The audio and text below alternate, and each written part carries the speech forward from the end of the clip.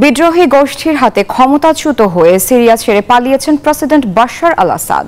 তবে রয়ে গেছে তার অগণিত অপরাধের দলিল। রয়েছে সিদনায়া কারাগারের মতো অসংখ্য বন্দিশালা, যেখানে মানবতাকে গলা টিপে হত্যা করা হয়েছে দশকের পর দশক।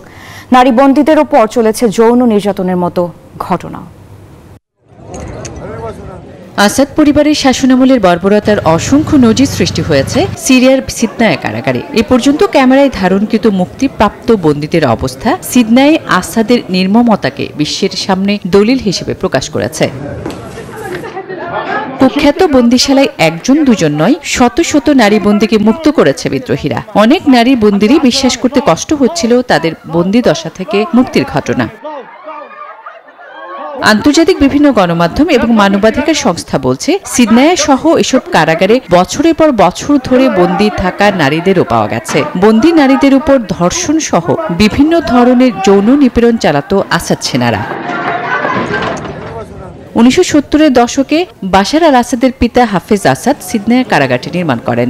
এরপর থেকে এটি এমন একটি কেন্দ্র হয়ে ওঠে যেখানে ভিন্ন মতাবলম্বীদের বন্দী করে রাখা হয়। আন্তর্জাতিক গণমাধ্যম বলছে, আসাদের পতনের পর সিরিয়ার বিভিন্ন কারাগারে বন্দী থাকা 1,37,000-এর বেশি মানুষের মুক্তি মিলেছে। আসমাতুলি, নিউজ 24।